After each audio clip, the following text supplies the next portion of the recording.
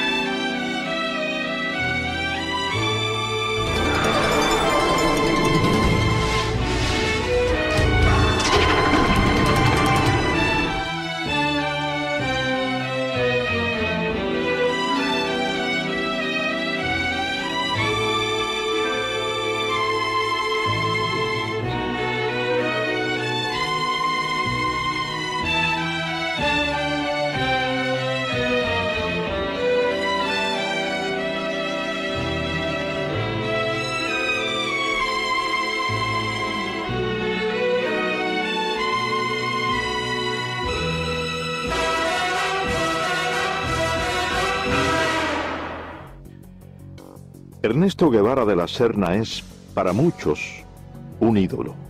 Para otros, solamente el esqueleto de un falso mito que ha tejido el cruzar de la historia. Las anécdotas sobre un joven idealista, luchador infatigable a favor de los necesitados, de un Robin Hood latinoamericano, han sido desmentidas por varios historiadores. Guevara, hasta llegar a Guatemala, no tenía formación ideológica ninguna. Era el aventurero aquel que lo que le interesaba era el juego de fútbol y la indiferencia y la fotografía que tomaba.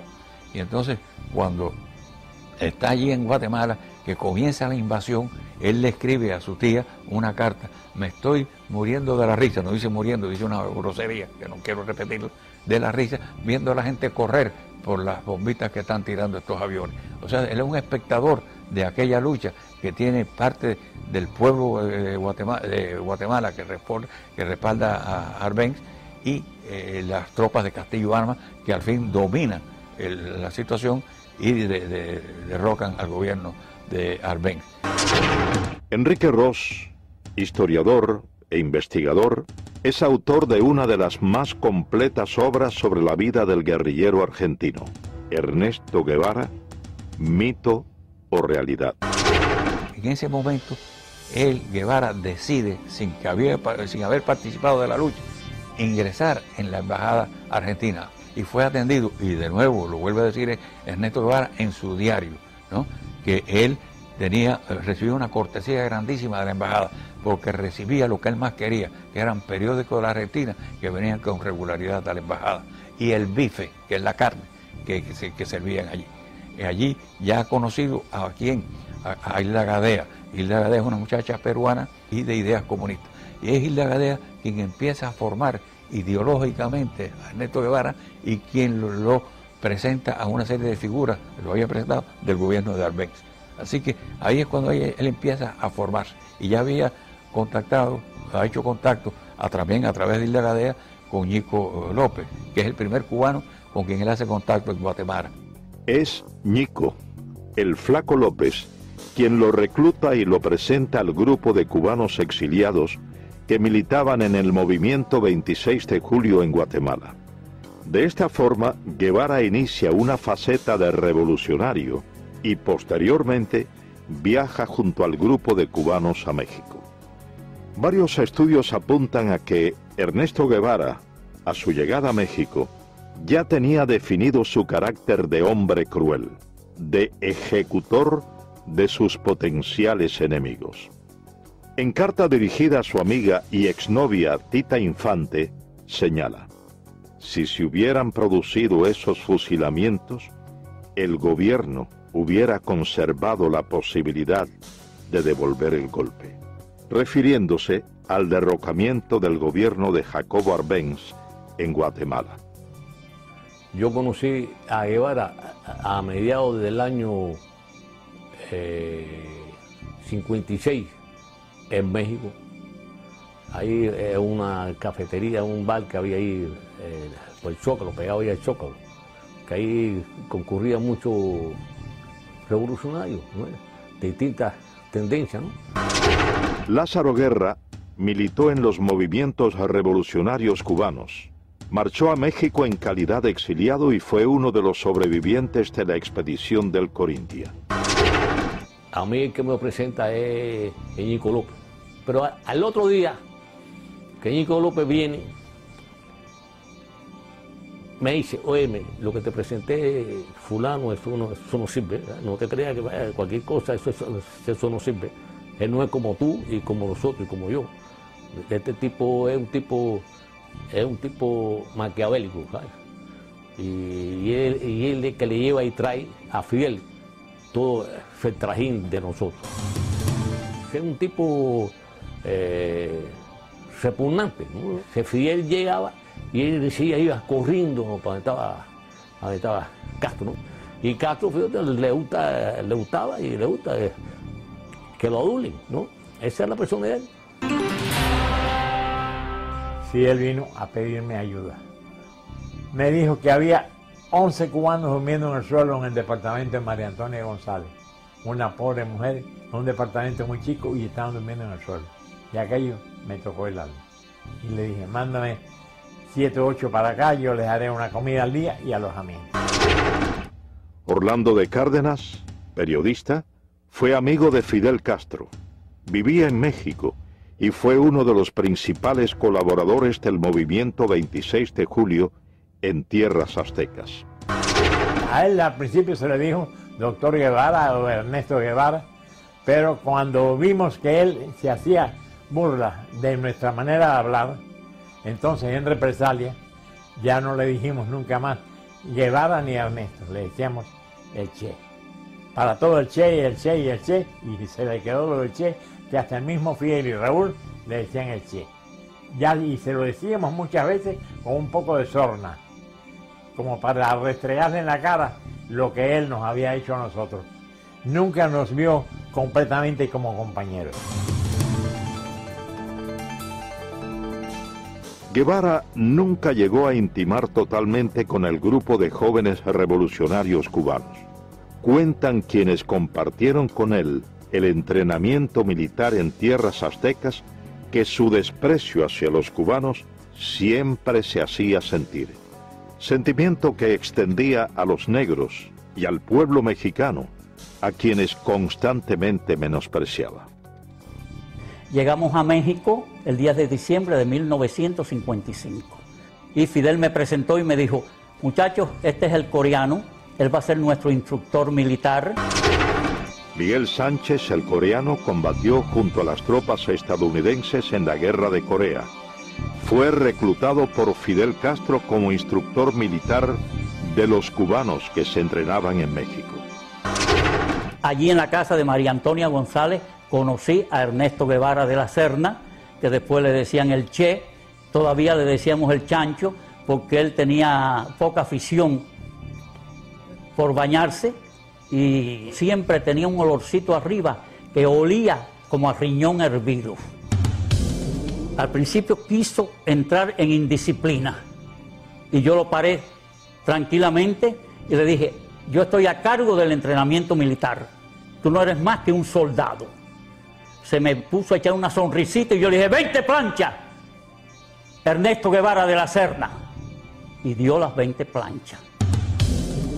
Él despreciaba a los negros, muchísimas veces tenía problemas con Juan Almeida Bosque, que le decía el negrito, y Juan Almeida se insultaba, y entonces yo dije, mira Juan, tú lo que tienes que decirle cuando te diga el negrito, dile, tú eres el chancho porque tú no te bañas. Y así se lo decía Juan Almeida Bosque. Después despreciaba a los indios. Fíjate cómo dijo, la indiada analfabeta de México.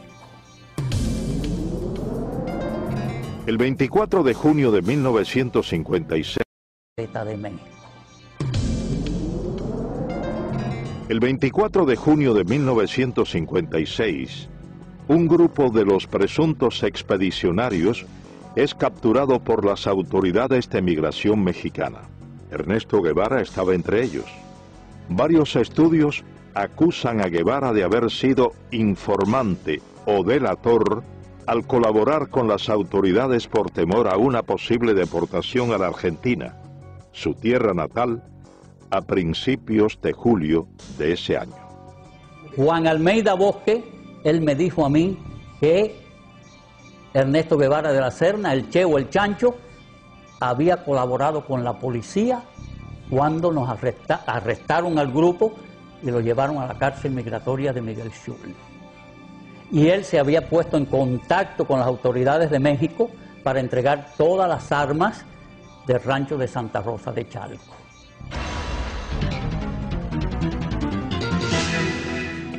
A la salida de la cárcel Miguel Schultz en México, Ernesto Guevara aún tenía dudas sobre su futuro y en particular sobre su propósito de participar en la expedición a Cuba. En carta dirigida a su madre le manifestó su intención de cambiar los planes y viajar a Europa y a la China de Mao. Finalmente, Ernesto Guevara de la Serna llegó a formar parte de la expedición del Granma, sobrevive el combate de Alegría de Pío y logra posteriormente internarse junto al reducido grupo de sobrevivientes en la Sierra Maestra. Aproximadamente 2 meses más tarde, en carta fechada enero 28 de 1957, a solo 6 días de haber reconocido matar a un hombre por primera vez en el combate de Llanos del Infierno, Guevara le expresa a su entonces esposa, la peruana Hilda Gadea, quien posteriormente la publicara en su libro Ernesto, la memoria del Che Guevara. Querida vieja, estoy en la manigua cubana, vivo y sediento de sangre. Una vez se coge un guajiro que no estaba, que según los datos, según todo coincidía que él era chivato del ejército, ¿no? Pero no había una seguridad concreta, el tipo nunca confesó. Jaime Costa fue asaltante del cuartel Moncada, expedicionario del yate Granma y comandante del ejército rebelde. Fue enviado por Castro a reagrupar a los miembros del movimiento 26 de julio, exiliados en Centroamérica. Entonces se formó el tribunal y acordamos que no hay una seguridad que él haya sido un delator de una operación. Por lo tanto, no se puede quitarle la vida. Y el Che dice, bueno, si no la quitan ustedes, se la quito yo. Entonces todo el mundo se viera mirando ahí, ¿por qué tú lo vas a matar, chico? Tú ves que tú no eres cubano. Es un cubano. Y no ha confesado que es delator. Y Ramiro dice que no se puede fusilar como presidente de ese tribunal. Y en ese momento, ¿qué más grado tiene? Y entonces él sacó la pistola y lo mató ahí. Y ahí donde el Che tiene la frase esa: ante la duda, no hace más nada. Hay que fusilarte.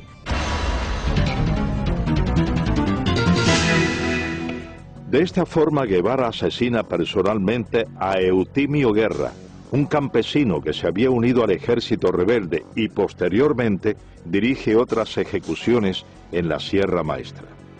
No había que comer, es que llegamos y acampamos en la finca La Otilia, frente a las minas de Boicito. Luciano Medina fue capitán del ejército rebelde, hombre de confianza y correo de Fidel Castro. Participó en la invasión de Oriente a Occidente bajo las órdenes del comandante Camilo Cienfuegos. Llevábamos 3 días sin comer y el Che Guevara nos mandó que había que buscar un puerco.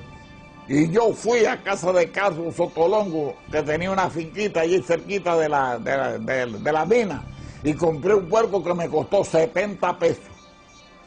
Entonces ya estábamos comiendo allí, toda la tropa estaba comiendo, y entonces llegó un señor y le dijo al Che Guevara, bueno, es que tenemos un chivato, que hay que ver cómo se saca ese hombre de aquí, que se llama Juan Pérez, dueño de la finca Rancho Claro, que es un cosechero de café. Entonces mandaron a buscar el hombre tenía 3 hijos, chiquitos de 4, 5 y 6 años, no tendrían más los chiquitos que tenía allí. Entonces cogieron y lo fusilaron. Y eso nos cayó mal a toda la tropa. Los fusilamientos se generalizaron. Varias investigaciones responsabilizan a Ernesto Guevara por el asesinato de al menos una docena de hombres en la Sierra Maestra. En la gran mayoría de los casos, sin tener pruebas incriminatorias. Yo conocí a Ernesto Guevara en la Sierra Maestra en el mes de marzo de 1958, que como corresponsal de guerra de la revista Bohemia fui a entrevistar a Fidel Castro. Agustín Hayes fue periodista de la revista Bohemia. Pasó aproximadamente 2 meses en la Sierra Maestra y como corresponsal de guerra entrevistó a Ernesto Guevara en su campamento. Cuando yo entrevisté a Ernesto Guevara en la Sierra Maestra en marzo del año 1958, entre las cosas que yo observé de él, que tenía una personalidad despótica, dura, cruel. Por ejemplo, le pregunto por su primera esposa, por Gadea, y entonces me dice, bueno, no sé de ella ni me interesa. Entonces le pregunto, bueno, ¿usted es médico? Y entonces, sí, pero a mí no me gusta la medicina. ¿Y qué es lo que le gusta a usted? La economía. Después, con el tiempo, estudiando la personalidad de él, es cuando uno confirma que él tenía esa característica de crueldad y de odiar. Por ejemplo, él escribió cosas como esta: odio a la civilización. América será el teatro de mis aventuras. Huir de todo lo que me molesta. Donde me lleven los acontecimientos. Mi ambición de horizonte y mi fatalismo. Me interesa la nueva China por estar acorde a mis ideas políticas. Yo vivo con ese espíritu anárquico que me hace soñar horizontes. Mis amigos son amigos mientras piensen políticamente como yo. No soy moderado y trataré de no serlo nunca. Asaltaré las barricadas y trincheras, teñiré en sangre mis armas y loco de furia degollaré a cuanto vencido caiga entre mis manos. Una madrugada, uno de los que estaba en el campamento de La Plata tenía como una pesadilla y decía, mátalo, mátalo. Entonces por la mañana yo hablé con él, otras veces había hablado con él, me había dicho que era estudiante de medicina. Él se llamaba, era capitán Humberto Rodríguez. Entonces me dijo que él era el jefe del pelotón de fusilamiento, que allí fusilaban. Entonces me contó una anécdota de eso, de mátalo, mátalo. Era una de las personas que llegó un momento que él dudó y entonces le daban la orden de que tirara y él tiró. Entonces me empezó a contar de que había fusilamiento, que lo mismo fusilaban allí en el campamento de Fidel en La Plata que en el de Che, en la mesa, en la pata de la mesa. En una ocasión me dijeron que iban a haber un fusilamiento, que si yo como periodista quería verlo, yo dije que no. El camarógrafo que estaba conmigo era Guayo, Eduardo Hernández Guayo, le decíamos. Y entonces tampoco fue. Pero sí había muchos testimonios allí de que él fusilaba. Otro de los elementos que caracterizaron a Ernesto Guevara de la Serna fue su inoperancia táctico-militar. A pesar de haber sido nombrado por Fidel Castro como jefe de una de las más importantes columnas guerrilleras, afirman sus compañeros de lucha que Guevara no estaba capacitado militarmente. Yo conocí a Guevara desde antes de ser comandante yo, en la Sierra Maestra. Yo llegué a la Sierra procedente de Costa Rica cuando ya había varios meses de lucha y pues nos relacionamos y me tocó hasta estar bajo las órdenes de él por un tiempito, varias semanas, y lo conocí de cerca. Uber Matos fue comandante del ejército rebelde. Tras el triunfo de la revolución castrista, fue jefe militar de la provincia de Camagüey y luego de su ruptura con Castro, cumplió 20 años de presidio político. Me confesó en cierta oportunidad que bueno, que él de cuestiones militares no sabía nada. Hay una oportunidad en que yo le digo, me mandaron a tus órdenes, tengo que hacer una línea de fortificaciones, la zona esta está bajo tu mando, ¿dónde hago las fortificaciones? ¿Dónde establezco todas las defensas? Y me dice, yo de eso no sé nada, pero hablas bajo tu criterio, pero si tú eres el jefe que vas, la defensa aquí tienes que hacerla de acuerdo con un concepto estratégico, táctico, es decir, tienes que pensar, yo voy a desplegar los hombres aquí, allá, y yo hago las defensas, las líneas de trinchera y los túneles para detener el avance de los tanques y las demás defensas que vamos a cumplir, de acuerdo con el plan tuyo. Dice, yo no tengo ningún plan. Varios textos ponen en entredicho la autenticidad de los diarios de campaña publicados y supuestamente escritos por Ernesto Guevara. Durante el paso de la columna número 8 Ciro Redondo por Camagüey, Guevara y su tropa tienen que huir después de un enfrentamiento con fuerzas del ejército del general Fulgencio Batista, abandonando en el lugar de los hechos toda la correspondencia y los manuscritos del diario de campaña de Guevara en la Sierra Maestra. Datos que, posteriormente, fueron empleados por la policía para arrestar a varios colaboradores del ejército rebelde. Me dan la orden a las 8 de la noche que me traslade urgente para Camagüey con mi avión y mis pertenencias. Carlos Lazo es piloto aviador. Fue segundo teniente y piloto de enlace del Ejército de la República. Combatió al ejército rebelde. El coronel Dueñas me dice, ¿a qué hora tú puedes volar mañana temprano? Y le explico que a la hora que quiera. Y me dice, bueno, a las 6 vuelo para un lugar que le llaman 4 compañeros. Allí hay un tiroteo entre el ejército, un grupo del ejército, no eran muchos, eran unos 40 soldados de la Guardia Rural. Allí hay 2 muertos por la gente de Che y heridos, y se mandan a correr, dejan 2 camiones. En uno de los camiones tenía toda la correspondencia, todo el diario de Che, el cual yo leí bastante. Hablaba todo el que había cooperado en Camagüey y que la mayoría no cooperaba, que era una provincia completamente latifundista, entre paréntesis, lo ponía así, y comprometía a cantidad de personas, no solo de Camagüey, de otras provincias. Muchos pertenecían, pero muchos al Partido Comunista del pueblo que ellos hablaban, de Guaymaro, de Baraguá, de Florida, de todos esos lugares. Varias anécdotas y documentos reflejan el carácter despótico de Ernesto Guevara hacia sus subordinados. Guevara acostumbraba a humillar a los hombres bajo su mando. Yo me incorporo a la columna en un campamento que se llama El Algarrobo. Aquel día, una tarde, nos formaron, cuando nosotros llegamos ahí, que veníamos de la zona más al norte de la sierra. Cuando llegamos allí, por la tarde nos formaron, éramos unos 200, 300 hombres, alrededor de eso. Y ahí vino Guevara y nos habló. Eduardo Pérez fue primer teniente del ejército rebelde. Se incorporó en las villas a la columna número 8 Ciro Redondo, que comandaba Ernesto Guevara. A nosotros nos mandan a la zona que va entre Fomento y El Pedrero, en un lugar un poquito más adelante de un lugar que se llama Cipiao. Empezamos a combatir de acuerdo con las órdenes que teníamos. No nos habían situado todos éramos bisoños ahí, no nos habían situado ningún personal experimentado.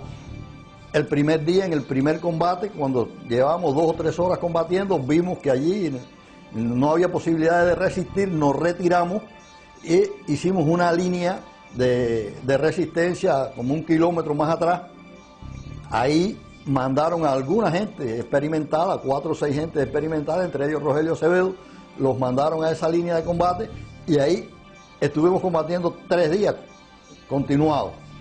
En esos 3 días no recibimos comida, no recibimos nada. Y en el tercer día viene Camilo, que traía unas armas allá a Guajay, y vino hasta el Pedrero. Cuando llega Camilo al Pedrero, los otros que están allí, nadie se atreve a mandarnos nada de comer. Cuando llega Camilo allá al Pedrero, el Che no está, y Camilo empieza a preguntarle cómo está la situación. Y Camilo dice, pero ven acá, y a estos hombres, ¿por qué no le mandan comida? No, porque el Che dice que no, porque se tuvieron que retirar de la primera posición que tenía. Dice Camilo, no, pero que los maten a tiro, que los maten el ejército, pero ¿cómo los va a matar de hambre el argentino este? No. Y esa tarde nos llegó a nosotros cajas de malta, salchichones, cajas de galletas, y pudimos comer esa tarde después de 3 días. La primera misión de Ernesto Guevara tras su llegada a las villas fue tomar el control de la zona hasta ese entonces en manos de los guerrilleros que operaban en el Segundo Frente Nacional del Escambray. Guevara realiza su primer contacto con los miembros del Directorio Revolucionario Estudiantil 13 de marzo y aprovecha la reunión para dejar en claro su posición de hombre fuerte y sin escrúpulos, al asesinar durante ese primer encuentro a 2 campesinos acusados de ser chivatos. Guevara llega a las villas. Él tenía un interés especial en hablar con nosotros, quizás por la aureola que representaba que los grupos nuestros estaban formados por gentes estudiantes, pichones intelectuales algunos. Roberto Bismarck fue capitán del Ejército Rebelde, miembro del Segundo Frente Nacional del Escambray, participó en el primer encuentro conocido como el Pacto o Reunión del Pedrero. Fuimos a la reunión aquella, una reunión que tuvo lugar en el Pedrero, una sección del campamento de nosotros, y allí lo conocimos. Lo conocimos como podíamos conocer a cualquier otro. Y estuvimos conversando quizá un periodo, quizá de unas 4 o 5 horas. Ese fue el contacto mío y de nosotros con este personaje. Pensamos que este hombre no tenía ninguna intención idealista ni remotamente. Por ejemplo, un hecho que resultó bastante chocante para mi persona. Hubo una pequeña operación militar, en la cual se logró apresar algunas personas, algunos de ellos guajiros, que supuestamente habían estado colaborando, a mí no me contaba, pero eso era lo que se le adjudicaba, con el régimen de Batista. En forma arbitraria, yo fui testigo de que el Che Guevara dijo que a esa gente, como eran unos colaboradores de la llamada dictadura, había que castigarlo con la muerte. Y sin juicio previo, incluso contra la protesta, no vamos a decir protesta, contra el juicio de nosotros de que no debía de acelerarse un tipo de acción en ese momento porque no habían garantía para las personas que supuestamente estaban acusadas. El Che Guevara dijo que no, que eso había que matarlos. Y a 2 de ellos fui testigo presencial de que con su pistola los mató. Ernesto Guevara subestimó a los miembros del Segundo Frente Nacional del Escambray que combatían en la zona central de la isla y no aceptó la autoridad de los comandantes que combatían en esa región montañosa. Al entrar el Che Guevara a la provincia de Las Villas, por la parte noroeste de Banao, nos encontramos con él allá, que él estaba acampado con miembros del directorio revolucionario, con el comandante Cubela. Elías Nazario fue capitán del Ejército Rebelde, miembro del Segundo Frente Nacional del Escambray y ayudante personal del comandante de la Revolución, Jesús Carrera Sayas. Él y el comandante Carrera tuvieron una buena discusión, ¿no?, por la zona que se estaban disputando, ¿no?, porque ya el Che venía diciendo que era comandante en jefe del Escambray. no era cierto, porque el comandante jefe del Escambray era Eloy Gutiérrez Manoyo en aquel momento. Y la discusión fue fuerte, pero fuerte, en la que Jesús le dijo, tu zona es la tuya y la mía es la mía. Y si brinca la zona mía, vamos a tener problemas. Porque Guevara nunca le contestó a él. Agachó su cabeza y dejó escapar, vaya, Y entonces intervino en esa discusión el comandante Armando Acosta Cordero, estaba el comandante Ramiro Valdés, y entonces intervino en esa discusión el comandante Armando Acosta Cordero, estaba el comandante Ramiro Valdés, el capitán Olo Pantoja cuando era capitán.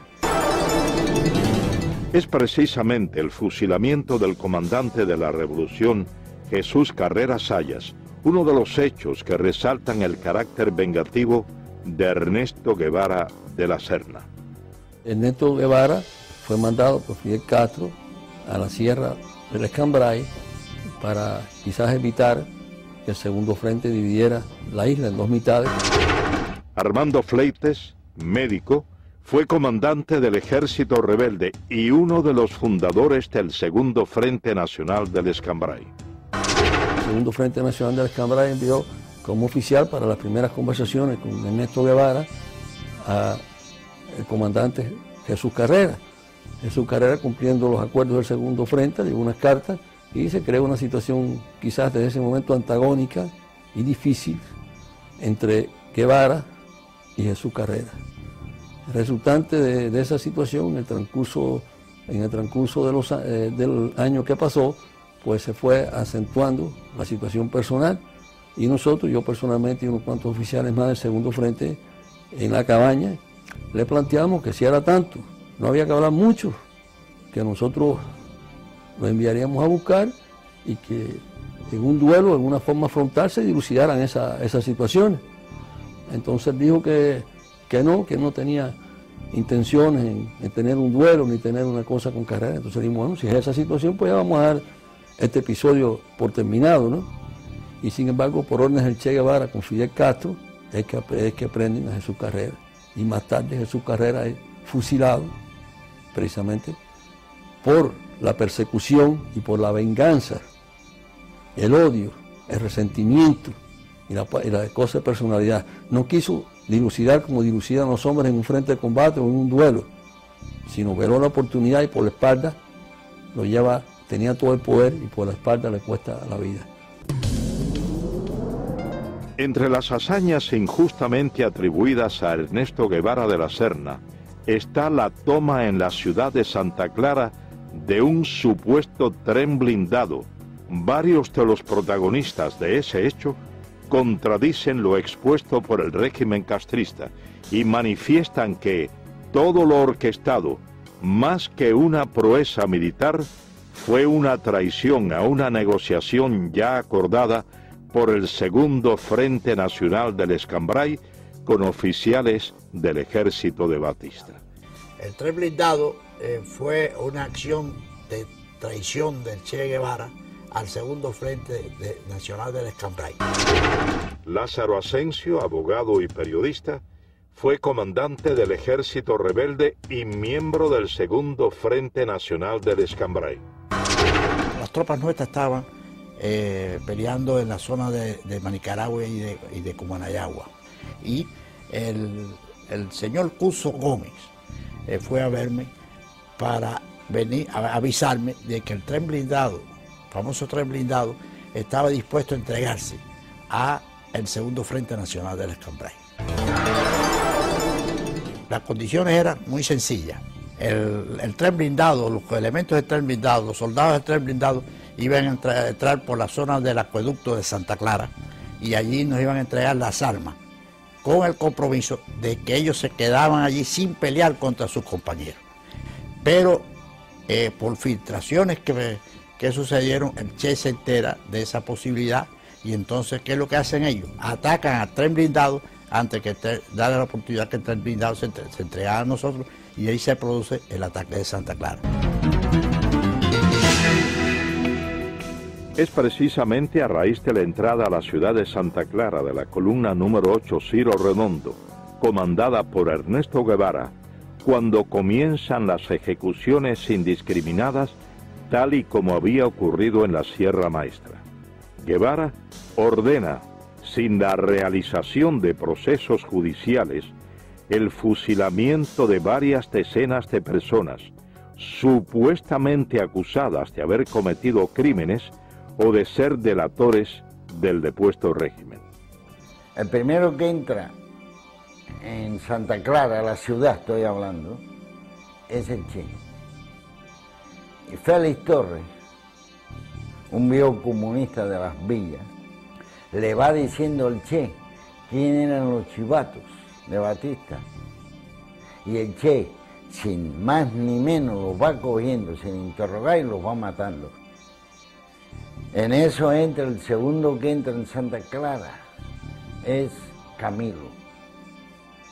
Y entonces Camilo tiene una expresión, coño, pero aquí se han bañado en vez con agua, con sangre, porque donde quiera hay un muerto tirado en una esquina. Han acabado con este pueblo.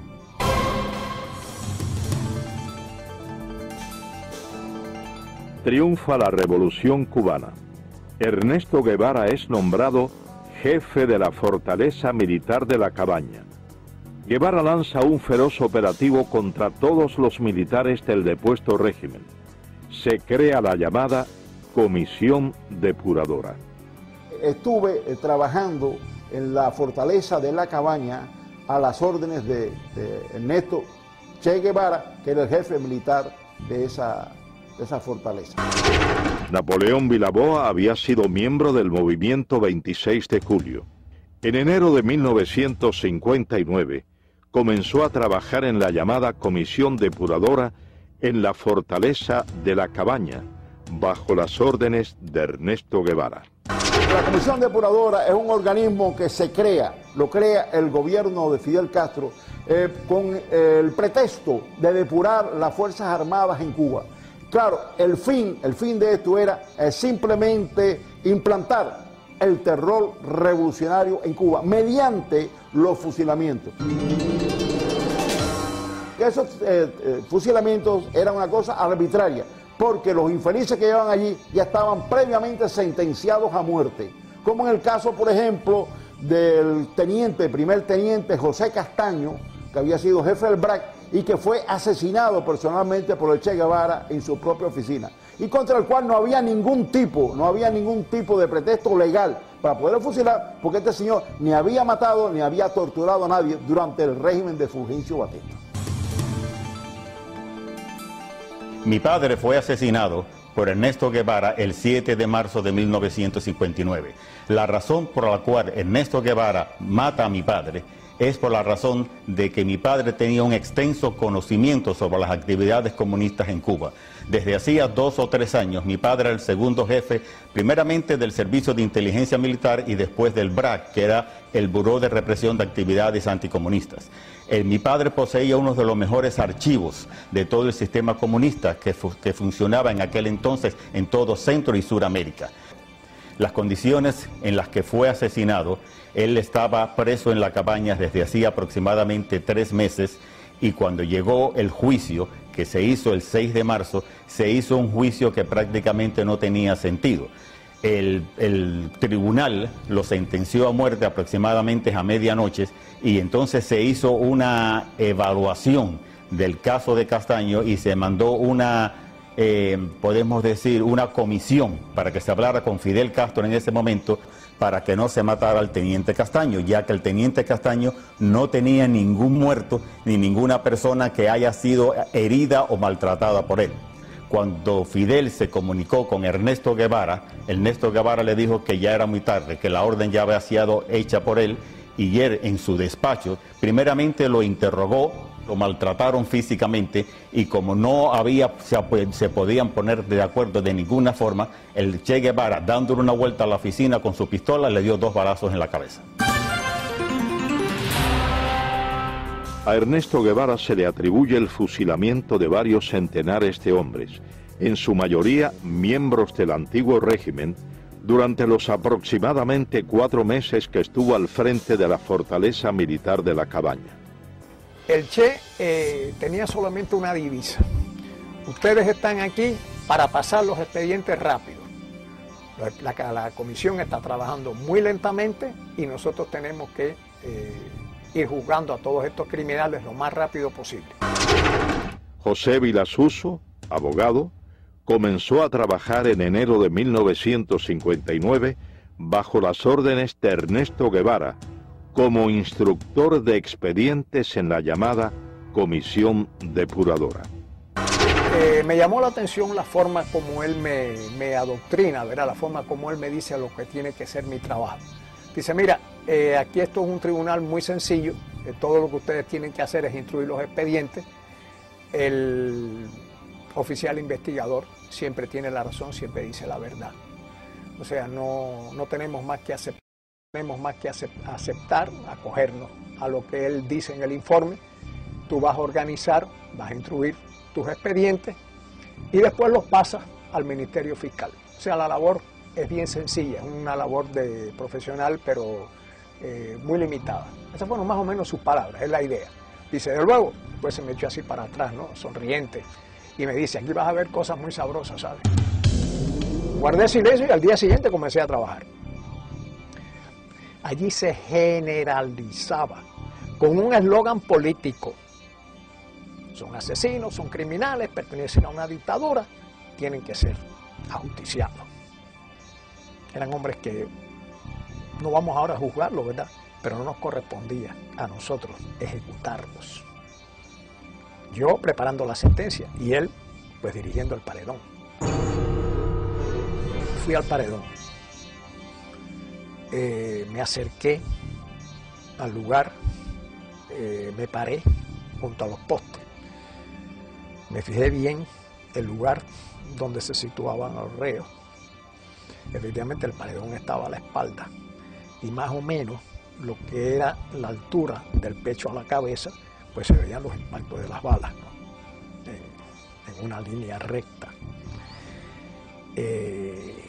La sangre coagulada a los pies, porque claro, se sacaba el cuerpo inmediatamente después de la ejecución, pero aquello quedaba tinto en sangre. Ahí estuve mucho rato, imaginando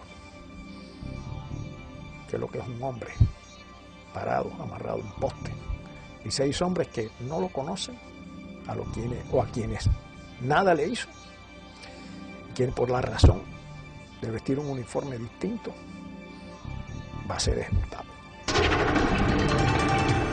Sin la presencia de pruebas incriminatorias, sin la posibilidad del ejercicio de una defensa justa, cientos de hombres fueron condenados a la pena de muerte por fusilamiento mediante sentencias preestablecidas en los denominados juicios sumarísimos. Ernesto Guevara preparó a muchos de sus hombres de confianza, quienes dirigieron o firmaron las ejecuciones a lo largo y ancho de la isla con la misma falta de escrúpulos que su jefe. Y estoy en el despacho del jefe del regimiento de Santa Clara, que era Ramiro, pero Ramiro no funcionaba allí, Ramiro se pasaba, yo no sé en qué andaba, pero no estaba en el despacho. El que estaba era Olo, con Olo Pantoja yo tenía buenas relaciones, yo me llevaba muy bien con Olo, tenía un gran aprecio.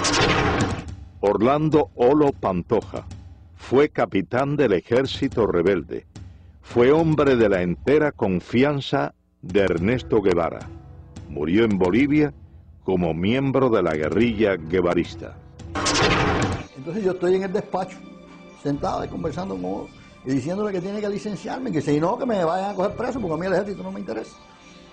Me dijo, está bien, vamos a licenciarte, y mandó a uno allí que me hiciera los papeles. Entonces, entra un soldado y le da un papel, y le dijo, mira, eso de las crucecitas son los que van a fusilarse mañana. Y yo voy y me pongo por detrás de él, porque había amistad. Y le digo, ven acá, Olo, y esa gente ya lo jugaron. Y dice, no, eso lo van a jugar esta noche. Digo, pero ¿cómo se lo van a jugar esta noche? Ya saben cómo van a fusilar mañana. Dice, bueno, eso es así. Estando yo unos 15 días preso en la cabaña, me llaman por los altavoces del penal a la oficina y me encuentro allí con Aleida March y con Ernesto Guevara. Ernesto Guevara caminando por todo aquel pasillo con las manos a la espalda y yo sentado con Aleida March. Roberto Martín Pérez, amigo de la infancia de Aleida March, segunda esposa de Guevara, fue dirigente de la conspiración de Trinidad y cumplió 28 años de presidio político en Cuba. Y de buenas a primeras ese individuo se me para enfrente y me dice, a ti hay que fusilarte. Yo tenía antecedentes de que Ernesto Guevara en muchas ocasiones anteriores había sacado a los hombres de ahí presos y los había fusilado sin un previo juicio. Así que no me extraño nada de esta bravuconada de este hombre. En las gestiones que estábamos haciendo para tratar de salvar a mi hermano antes del juicio final, yo había ido a la cabaña con el ingeniero Viamonte, que trabajaba conmigo en la compañía de electricidad, a ver a Guevara, ya que él había estado alzado con él en la sierra. Entonces Guevara lo recibió muy bien, allá con las patas encaramadas arriba de un escritorio, sin zapatos, rascándose los chicotes ahí como si fuera no sé ni qué. A mí me causó muy mala impresión. Vi la cara de hipócrita, de sinvergüenza que tenía, desde luego. Entonces el ingeniero le empezó a explicar. Y él le dijo, no, aquí no hay toalla para nadie. Dijo, no es cuestión de toalla, es cuestión de que están cometiendo un error. La revolución está cometiendo un error y es un inocente, muchacho joven. Y no. Él vestía el uniforme de Batista, decía. El uniforme azul de Batista, que no era de Batista, era de la República. Pero no hay toalla para nadie. Casi que nos botó de allí, desde luego. Y se dirigió a uno que tenía al lado y le dijo, oye, encarga tres cajas más que estos van para allá. Uno de los elementos más distintivos del carácter criminal de Ernesto Guevara fue su desprecio, no solo hacia los hombres y mujeres condenados por él, a quienes consideraba sus enemigos, sino también a los familiares de estos.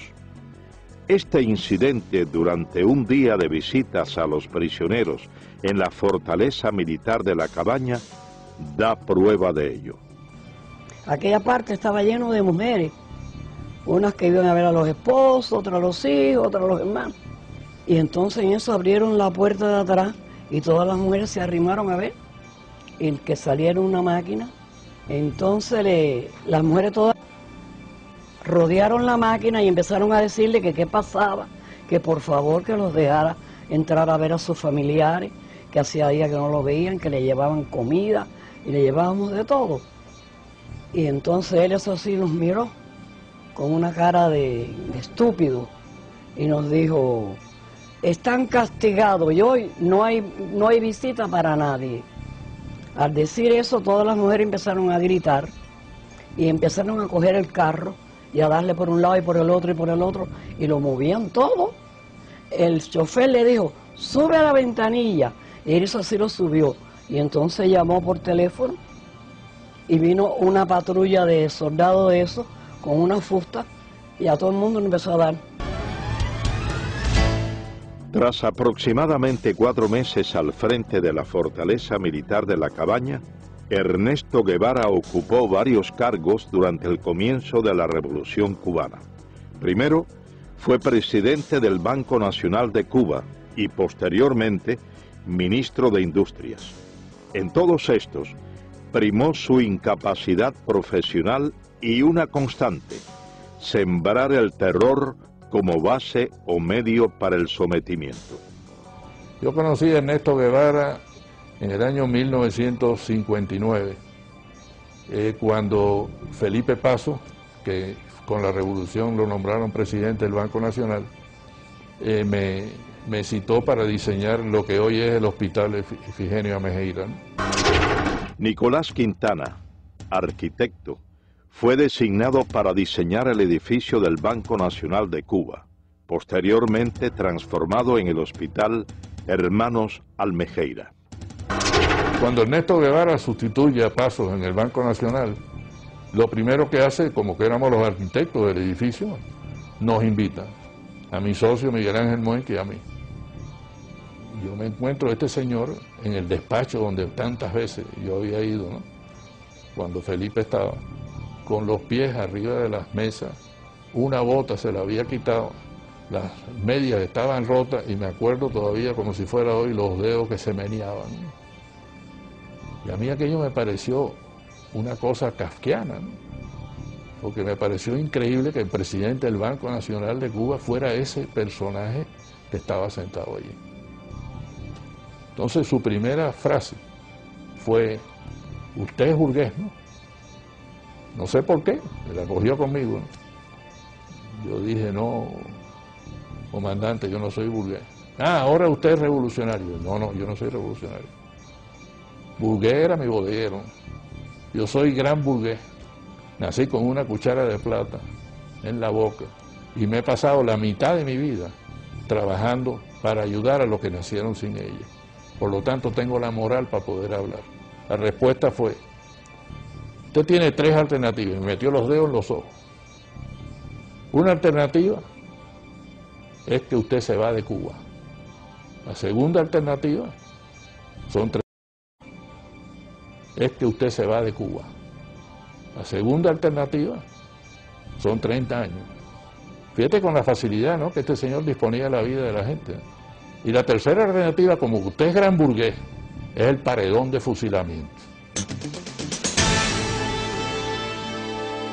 Me dicen: óigame, el comandante Guevara ha llamado y dice que quiere que el ministro vaya a verlo al Tribunal de Cuentas.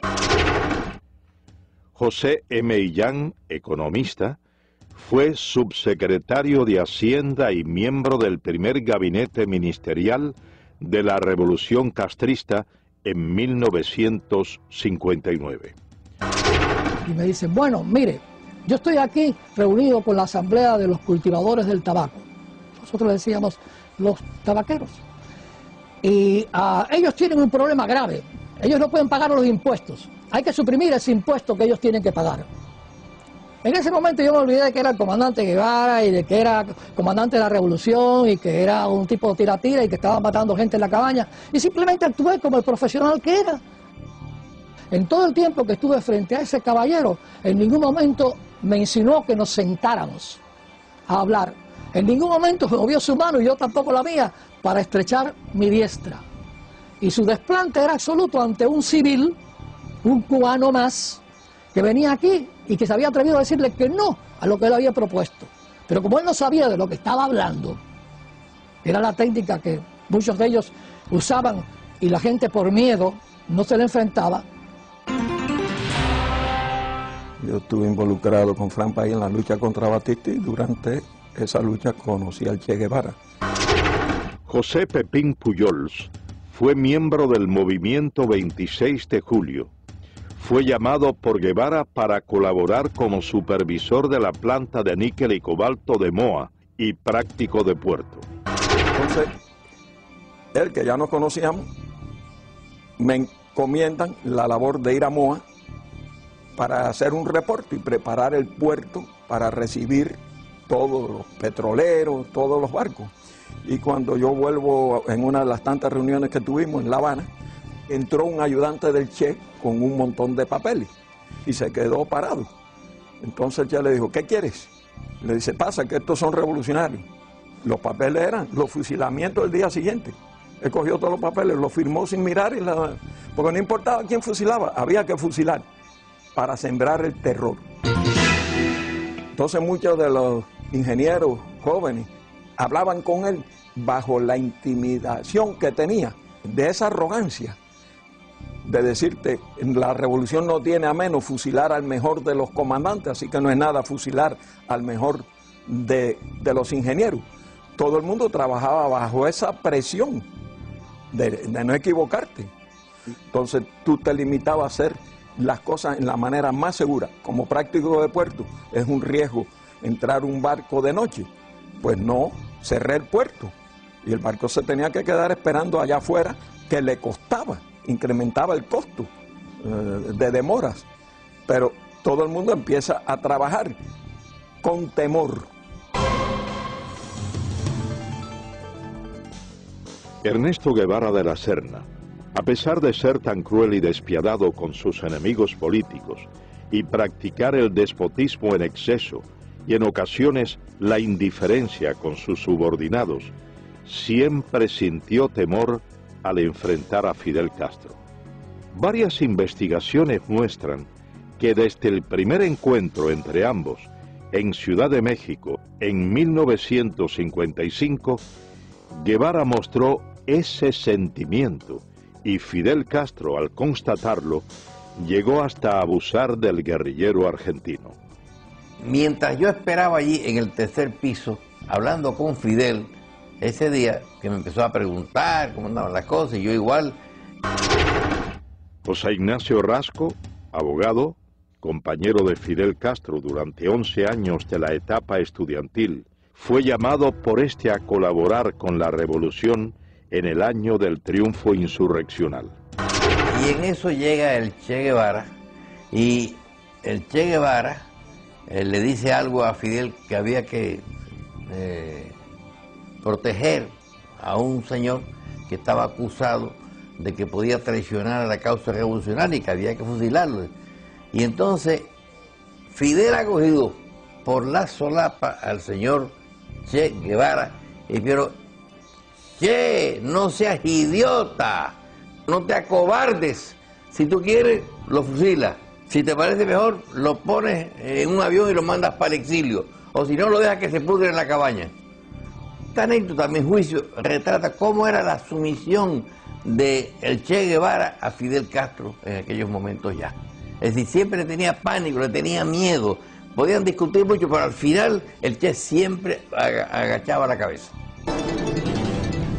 Tras apenas 4 años de haber llegado al poder, Ernesto Guevara se convierte en una de las principales banderas propagandísticas de la Revolución cubana. Durante su intervención ante la Asamblea General de las Naciones Unidas, el 11 de diciembre de 1964, Guevara, haciendo uso de su derecho a réplica y debido a las constantes interrogantes de los delegados presentes, reconoce la realización de ejecuciones en la isla. Fusilamientos, sí, hemos fusilado, fusilamos y seguiremos fusilando mientras sea necesario. Nuestra lucha es una lucha a muerte. Es precisamente el empleo de la pena de muerte como método para la instauración del terror una de las constantes que caracterizaron a Guevara, quien identificó a los Estados Unidos como su principal enemigo y desató contra este y el denominado imperialismo yanqui una guerra sin cuartel, recabando en los partidos comunistas de Asia, África y América Latina fundamentalmente el apoyo para emprender tales acciones, acciones consideradas hoy como terroristas. Durante su mensaje a la Tricontinental, Guevara proclama textualmente: el odio como factor de lucha, el odio intransigente al enemigo, que impulsa más allá de las limitaciones naturales del ser humano y lo convierte en una efectiva, violenta, selectiva y fría máquina de matar. Nuestros soldados tienen que ser así. Un pueblo sin odio no puede triunfar sobre un enemigo brutal. Seguidamente Ernesto Guevara expresa una frase considerada por varios investigadores como uno de los fundamentos del terrorismo moderno. Hay que llevar la guerra hasta donde el enemigo la lleve, a su casa, a sus lugares de diversión, hacerla total. Hay que impedirle tener un minuto de tranquilidad, un minuto de sosiego fuera de sus cuarteles, y aun dentro de los mismos, atacarlo donde quiera que se encuentre, hacerlo sentir una fiera acosada por cada lugar que transite. Ernesto Guevara organiza un grupo guerrillero en Cuba, parte a África. El Congo es el país escogido como punto detonante de la supuesta guerrilla africana. Llega Guevara al Congo, participa en una serie de batallas, pierde todas las batallas, nadie lo atiende, los dirigentes del Congo no le prestan atención, nos dice que Kabila lo tiene a él como un becario, así como cero a la izquierda, y entonces pierde. Las naciones que rodean al Congo exigen que salgan del Congo los tropas extranjeras, y las tropas extranjeras eran las de Sudáfrica que estaban allí, y también las de Guevara, el grupo cubano. y se ve obligado a salir del Congo. Pero él no quería regresar a Cuba, porque él ya sabía la enemistad que sentía Castro hacia él. Y hubo una gran presión. Su misma esposa tuvo que ir a la Ida March, al Congo, a persuadirlo y a convencerlo de que regresara a Cuba. Entonces él allí ya ha organizado la idea de ir a Bolivia, porque ya Guevara no cabía en la isla de Cuba junto a Fidel. Tras ser derrotado en África, Guevara regresa a la isla y prepara una nueva aventura. Esta vez, el blanco escogido es Latinoamérica. Junto a un reducido grupo de hombres de confianza, marcha a Bolivia. El 31 de diciembre de 1966 se produce, muy cercano a la finca Ñancauazú en Bolivia, el histórico encuentro entre Ernesto Guevara de la Serna y Mario Monge Molina, secretario general del Partido Comunista Boliviano. Monge le expresa a Guevara que no permitirá que ningún extranjero dirija la lucha armada de su país y le propone hacerse él cargo de las operaciones y designarlo como su asesor militar. Guevara no aceptó. Entonces, él me dijo: yo no te puedo dar la dirección revolucionaria. Él mismo me dijo en la conversación: yo a Cuba no podía volver. Para mí se había cerrado eso. Yo me había despedido a paso marcial. Entonces tenía que buscar otro lugar donde aparecer.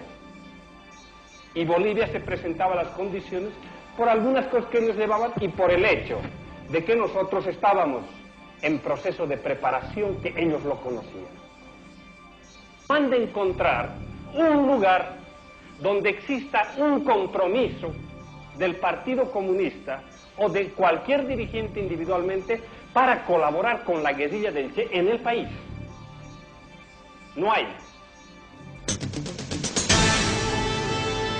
Guevara no consigue reclutar al campesinado boliviano, principio básico de su encomienda.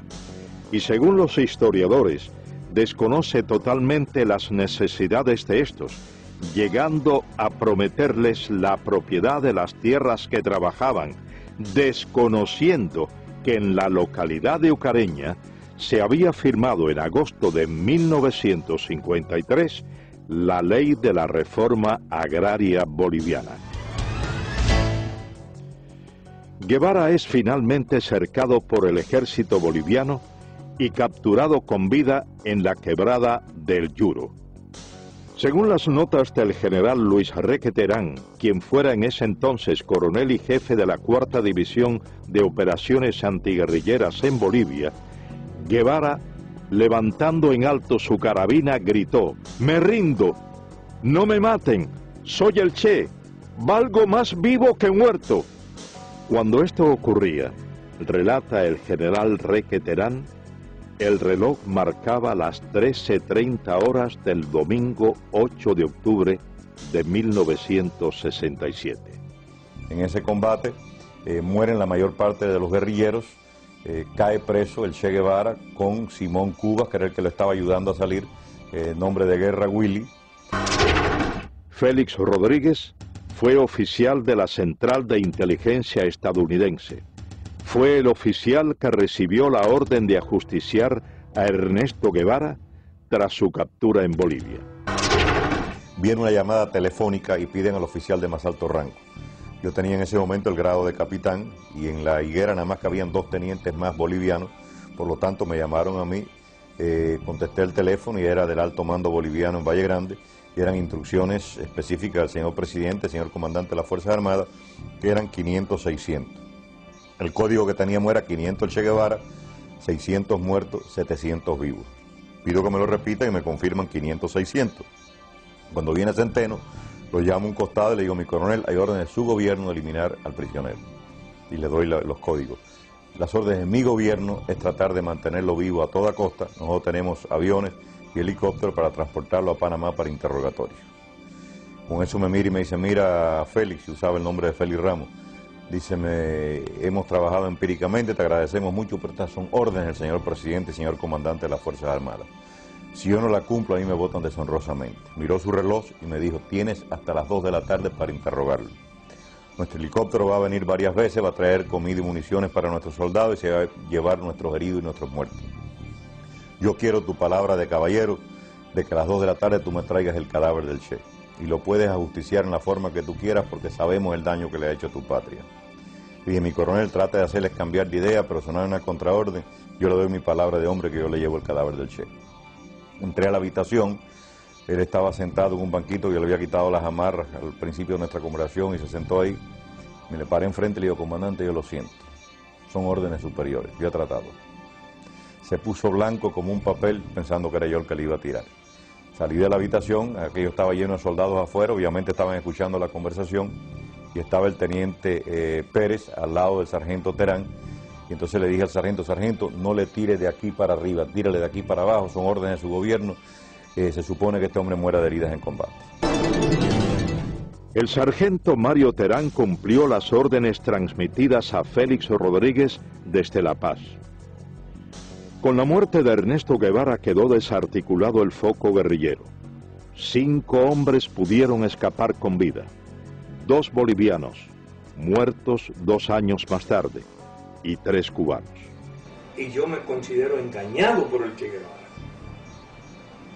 porque el mismo amor que sentíamos y respeto por Fidel Castro lo sentíamos por el Che. Yo nunca hubiera querido que me hubiesen preguntado a cuál de los dos quería más, porque no sabría dar la respuesta. Y creo que todos los que estaban a mi alrededor así lo sentían. Dariel Alarcón Benigno fue capitán del ejército rebelde. Llegó a ser coronel de tropas especiales en Cuba. Participó junto a Guevara en las guerrillas de la Sierra Maestra y en las insurgencias de El Congo y Bolivia. En la mayoría del pequeño grupo que habíamos allí, cubanos, todos habíamos pasado academias militares y que estábamos preparados ya militarmente. Yo, que era uno de los más brutos, ya podía dirigir una división. Pinares, que era un comandante, que mandaba ejército. Gustavo Machín, otro comandante. Bilbo Acuña, otro comandante. Todos éramos reclutas. Ninguno podíamos tomar la decisión aún ni de situar una posta. Éramos nulos. Entonces, ¿por qué no aprovechó nuestra capacidad militar? Yo se la demostré. Porque yo fui el ametralladorista, fui el explorador, fui el punto de vanguardia. Pero después que quedamos, el día 8 de octubre, que quedamos 6, yo saqué 5 hombres hasta la frontera. Con Chile, después de caminar 3.500 kilómetros, con 3 divisiones del ejército persiguiéndome día y noche. Y le hice más baja al ejército que cuando éramos el grupo completo. Rompimos 14 cercos al ejército y perdí un hombre, pero atravesamos la selva y atravesamos el altiplano y salimos a Chile. Por eso yo digo que hubo una falta en él y fue el de no darnos a nosotros la participación que tenía que darnos, no darnos a nosotros el derecho a discutir las cosas internas de la guerrilla. Él las pensaba, él las elaboraba y él nos las transmitía. Y lo que él dijera, él era lo que había que hacer. Nosotros no teníamos ni voz ni voto.